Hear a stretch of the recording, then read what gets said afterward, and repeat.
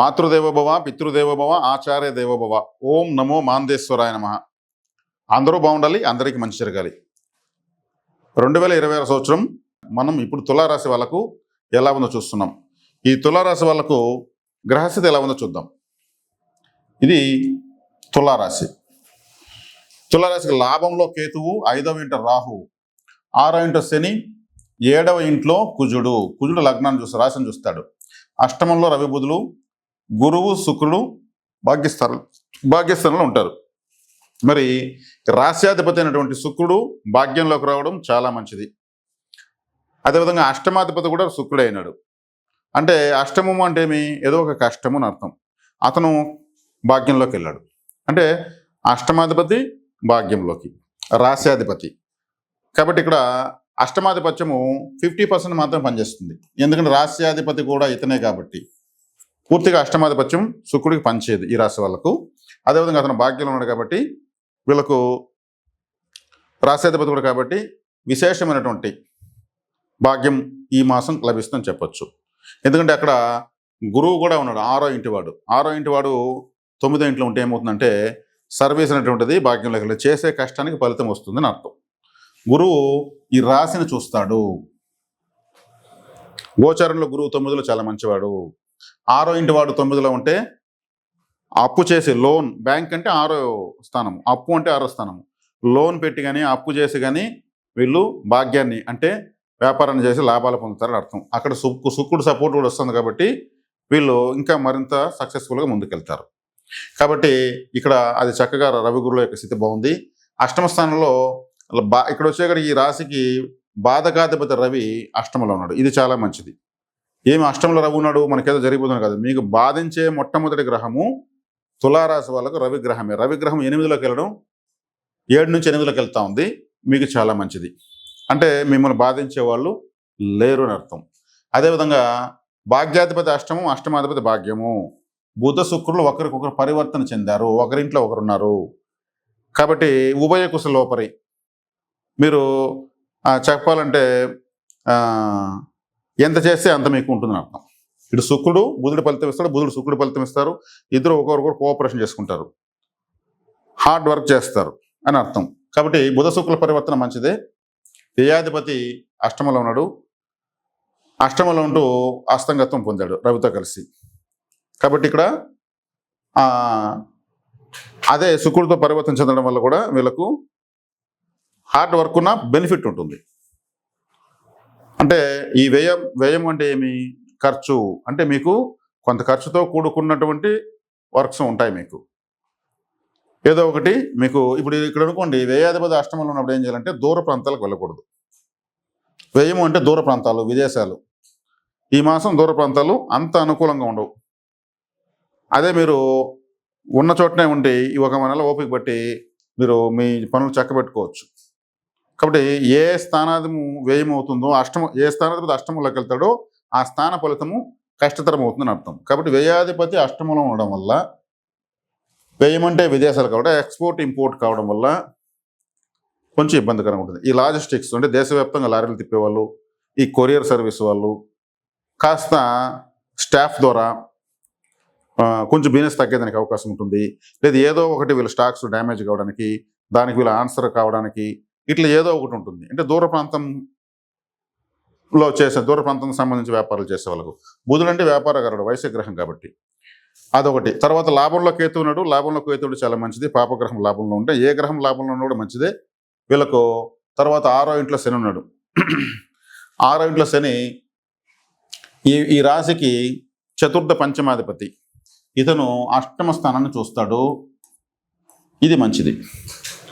అంటే ఈ రాశికి శుభగ్రహము అష్టమంలో ఉన్న రవిని బుధుని చూస్తాడు. ఆ అష్టమ స్థానం ద్వారా నేను కొన్ని ఇబ్బందులు చెప్పాను. ఆ ఇబ్బందులు అధిగమించే శక్తి శని ద్వారా వస్తుంది.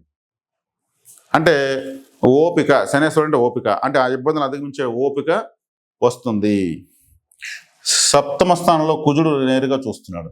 కుజుడు అంటే ఫోర్స్, కోపం, ఆవేశం, దూకుడు. కాబట్టి వేగంగా ఉండేదానికి అవకాశం ఉంటుంది. 2 వీలర్ తోలేటప్పుడు కేర్ఫుల్గా తోలాలి. జీవిత భాగస్వామితో గొడవపడేందుకు అవకాశం ఉంటుంది. తులారాశి అంటేనే వైవాహిక రాశి, దాంపత్య రాశి, జీవిత భాగస్వామి రాశి, ఈ తులారాశి వాళ్ళు అంత ఈజీగా తమ తప్పును ఒప్పుకోరు. ఎందుకంటే తులారాశి అనేది ధర్మరాశి, త్రాసు, ధర్మదేవత చేతిలో ఉన్నటువంటి ఏకైక సింబల్ ఈ త్రాసు తప్ప ఇంక వేరేం లేదు. ప్రపంచంలో కోర్టులో ధర్మదేవత చేతిలో ఉంటుంది. ఆ రాశి, ఆ సింబల్ తులారాశిది. ధర్మదేవత మీద తప్పు చెప్తే ఒప్పుకుంటుంది, వెంటనే ఒప్పుకోదు. కాబట్టి వీళ్ళు అక్కడ కుజుడు వచ్చాడు. కుజుడు అంటే సప్తమం, భార్య లేదా భర్త. కొంచెం హార్ష్గా ఉండడానికి, చిన్న విషయాన్ని కొంచెం గట్టిగా మాట్లాడుకోవడానికి అవకాశం ఉంటుంది. కుజుడు ఈ రాశిని, ఇది దోషం. దోషం అంటే వ్యక్తిగత జాతకంలో ఉంటే కుజ దోషం కాదు, సొంత స్వస్థలంలో ఉన్నవి. ఆ కుజుడు యొక్క సహజ స్వభావం ఫోర్స్ ఉంటుంది. కాబట్టి ఎరుపు రంగు కలిసి రాదు. వీళ్ళకు grey related colours, blue related colours, green colour కలిసి వస్తుంది. పంచమంలో ఉన్న రాహు చాలా మంచివాడు, మూల త్రికోణంలో ఉన్నాడు, కాబట్టి అదృష్టంలో ఉన్నాడు. కాబట్టి లాజికల్గా థింకింగ్ చేసేందుకు అవకాశం ఉంటుంది. లాజికల్గా థింక్ చేసి అదృష్టాన్ని పొందనే అవకాశం ఉంటుంది. అదేవిధంగా పితృదోషం కనిపిస్తుంది ఇక్కడ. పితృకారకుడు అష్టమంలో పడ్డాడు. అదేవిధంగా కాలపురుషుడికి 9వ స్థానాన్ని గురువు చూస్తాడు. ఇది కాలపురుషుడికి 9వ స్థానం, దీన్ని గురువు చూస్తాడు. అప్పుడు పితృదోషం అని అర్థం. కాబట్టి పితృకారుడు అష్టమంలో పడడం వల్ల పితృకార్యాలు జరిగే అవకాశం ఉంది. అంటే ఎవరైనా తండ్రి సమానులు, చిన్నాన్న పెద్దనాన్న, తండ్రి సమానులు ఏదైనా అనారోగ్యంతో అష్టమ స్థానంలో పడ్డారు. కాబట్టి అష్టమ స్థానం అంటే హాస్పిటల్ సూచిస్తుంది. అనారోగ్యం హాస్పిటల్ పాలేదని అవకాశం ఉంది. మరీ వయసు అయిన వాళ్ళు ఉంటే వాళ్ళు స్వర్గస్థులు ఏదైనా అవకాశం ఉంటుంది. అందున ఈ రవిని కూడా శని కర్మకారకుడు చూస్తాడు. కాబట్టి అష్టమ స్థానం అంటే ఏదో కష్టాన్ని ఎదుర్కోవాలని అర్థం అనమాట. కాబట్టి తులారాశి వాళ్ళకు ఈ మాసం చక్కగానే ఉందని చెప్పొచ్చు. రాహుకేతుల అనుకూలత ఉంది, శని గ్రహం యొక్క అనుకూలత ఉంది, అదేవిధంగా బుధ శుక్రుల అనుకూలత, గురువు అనుకూలత ఉంది. ఇన్ని గ్రహాలు అనుకూలంగా ఉండడం వల్ల తులారాశి వాళ్ళకు చెప్పుకోదగ్గ బాధలు పెద్దగా ఏమీ లేవు. వీళ్ళు చేసుకోవాల్సినటువంటి ఆరాధనలు ఏమైనా ఉన్నాయంటే దుర్గారాధన, కాలభైరవ ఆరాధన, అదేవిధంగా లక్ష్మీదేవి ఆరాధన చేసుకోవచ్చు. మంగళవారం ఎరుపు రంగు ఆహారం దానం చేయొచ్చు. ఎరుపు రంగు వస్త్రాన్ని ముక్కలు కత్తిరించి నీళ్ళ కలపచ్చు. కాబట్టి కేతు వల్ల మరిన్ని ప్రయోజనాలు పొందాలంటే విఘ్నేశ్వర ఆలయానికి జెండాలు, కాషాయం జెండాలు, ఓంకారము, స్వస్తిక్కు, శివపార్వతులు ఉన్నటువంటి చిన్న జెండాలు అమ్ముతారు. విఘ్నేశ్వర ఆలయం పైన గిఫ్ట్గా పెట్టండి. కేతు విపరీతంగా యోగిస్తాడు. కాబట్టి తులారాశి వాళ్ళు చక్కగా ఈ మాసం విశేషణ సుఫలితాలు పొందాలని ఎటువంటి సందేహం లేదు. సాధారణంగా ఎంత బాగున్నా రాశి, ఏ రాశికైనా సరే ఎన్నో కొన్ని చిన్న ఒడిదుడుకులు సహజము. కాబట్టి ఇక్కడ ఆ సోదర కార్యకులకు అంటే బ్రదర్స్ అండ్ సిస్టర్స్కి కూడా బాగానే ఉంది. ఎందుకంటే దాని సంబంధ గ్రహము సప్తమ స్థానంలోకి వచ్చి రాశిని చూడడం మంచిది. కుజుడు కూడా 4వ చూపుతూ 10వ స్థానం చూస్తున్నాడు. రియల్ ఎస్టేట్ చేసే వాళ్ళకి బాగుంది. భూ సంబంధ సాయిల్ రిలేటెడ్, మట్టికి సంబంధించినటువంటి వ్యాపారం, అది కుండలు చేయొచ్చు, టైల్స్ చేయొచ్చు, సిమెంట్ ఇటుకలు చేయొచ్చు, సిమెంటే తయారు చేయొచ్చు, క్వారీస్ ఉండొచ్చు, బండల వ్యాపారం కావచ్చు, రియల్ ఎస్టేట్ కన్స్ట్రక్షన్ కావచ్చు, ఇంకా ఇసుక కావచ్చు. ఇవన్నీ కూడా బాగున్నాయి. అదేవిధంగా విద్యార్థులకు చూస్తే విద్యార్థులకు కూడా బాగుంది. ఎందుకంటే పంచమ స్థానంలో రాహువు, చతుర్థ స్థానాన్ని ఎవరు చూస్తున్నారు? చతుర్థాధిపతి 6వ ఇంట్లో ఉన్నాడు.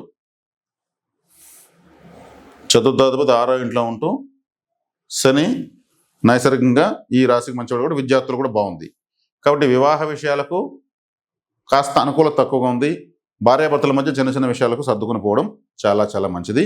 కాబట్టి ఇప్పుడు నేను చెప్పినటువంటి ఈ విషయాలు 1-2 సార్లు విని మీరు మరిన్ని శుభ ఫలితాలు పొందాలని ఆశిస్తున్నాను. శుభం.